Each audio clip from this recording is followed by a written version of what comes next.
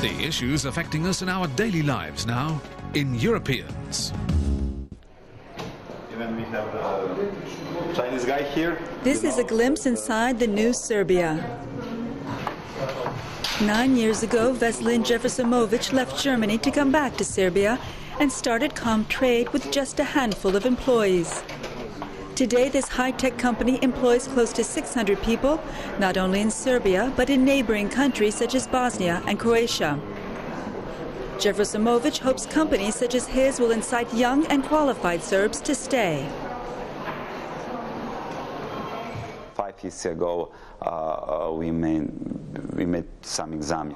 I took the list of 76 students who graduated the Belgrade University. Almost 99% of them went out, so get job, in Germany or in England or in France. Today's situation is completely different. There's no doubt ComTrade is a success story, especially in a country which saw an estimated 300,000 young people leave during the 1990s. The breakup of the former Yugoslavia and then international sanctions isolated this nation of 10 million and left its economy in ruins. Although Belgrade is changing as it rebuilds and reforms, it's also a city mired in its past, especially the recent past. Bombed-out buildings bear witness to NATO's airstrikes against a leader who refused to heed Western demands to stop his policy of ethnic repression in Kosovo. Today, that leader, former President Slobodan Milosevic, is dead, but the country remains in limbo. Suspension of the EU association process is a constant worry. With talks scheduled for early April, General Ratko Mladic is still not arrested. Film director Goran Markovic, best known for his 1993 political comedy Tito and Me, says Yugoslavia collapse was a breeding ground for nationalism. Serbia needs to be understood. It is different from other countries. We still have a lot of people who cannot accept that communism is gone. For so long they lived off the benefits of the state without directly participating in the power. These are people who just cannot face the changes which have occurred with this new era.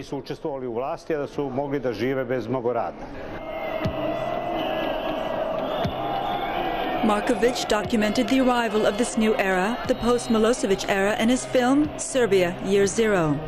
Unlike other Serb film directors who left, Markovic stayed in Serbia during the 1990s and witnessed firsthand the devastating effect Milosevic's regime had on his country.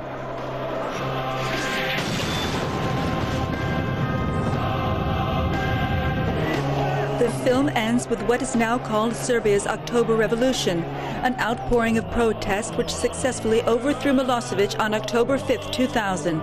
Sanctions were lifted and foreign aid began to pour in.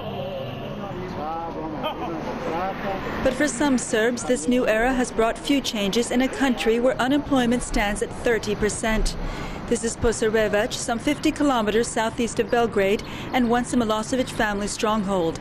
Bambi Park is just one of the many reminders of the corruption wielded by Milosevic's son Marko. Momcilo Velkovic and his colleagues were often victims of Marko's brutality. He heads the Požarevac branch of the student-led movement Otpor, which means resistance. It was seen as one of the key factors in overthrowing Milosevic and his entourage by non-violent means. But some worry that even 5 years on, support for the pro-Milosevic social and radical parties keeps growing, especially outside Belgrade. Slobodan Milosevic has done nothing good for Serbia. He destroyed our history. He turned a martyred people, Serbs who suffered during World War II from genocide, into a so-called genocidal nation. He destroyed our history and our economy, and had us excluded from Europe. Everything about his legacy is bad. Mourners of Milosevic call him the father of a greater Serbia. Because he died before his trial at The Hague was over, it means no official verdict of his alleged crimes will ever be handed down. While Serbs remain divided over whether he was guilty, another case unites them. Bosnia-Herzegovina has filed a suit with the International Criminal Court, accusing the entire Serbian nation of genocidal intent during the Bosnian conflict. I can say one thing as a responsible man, as a captain of Serbian army. I'm reserve captain of Serbian army. So I can say one thing, that we all can make mistakes. I don't know if he had some mistake or didn't. It's not me to judge about. But I know one thing: Serbians are not genocide people, and that's I'm sure about. Sređa Popović was one of the leaders of Otpor during Serbia's October Revolution. His friend, photographer Andrija Ilić, was wounded while filming Milosevic's arrest. While confident the Bosnian case will not make it to court, Popović says it's unfair to all the Serbs who overthrew Milosevic. It's the first time in history an entire nation is accused of genocidal intention. We are speaking about the majority of the people, brave and efficient enough to succeed where the overall most powerful military alliance in the world failed. We are trialing these people now for genocide. Isn't it ridiculous? And the elections in 2000, they clearly show what is the percentage of people in Serbia that are brave and strong enough to struggle with Milosevic. So, like putting whole Serbs in the same basket with nationalists and war crimes, I don't feel that's so nice. Both before and during the October Revolution, B92 was seen as the main opposition to the state-run media. Today, it reports on the reforms aimed at stabilizing the country, a precondition for joining the European Union. Ljubica Godzic, who covered the Milosevic trial, says the current democratic government is a fragile coalition which needs Brussels' support.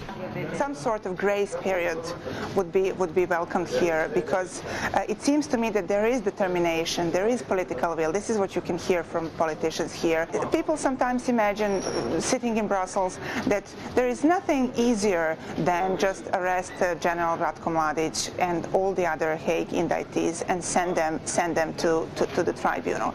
Well, it's easier said than done. This is the society where 30% of votes during the elections go to the most radicals, to Milosevic's supporters. And if you are if you are taking decisions, if you are a politician who operates in such an environment, sometimes it's not easy to deal with the past that quickly and that efficiently. 66% of Serbia's population says its future lies within the European Union. But it is still burdened by its past. The legacy of a leader who wanted to build a greater Serbia remains a liability until certain chapters can be closed.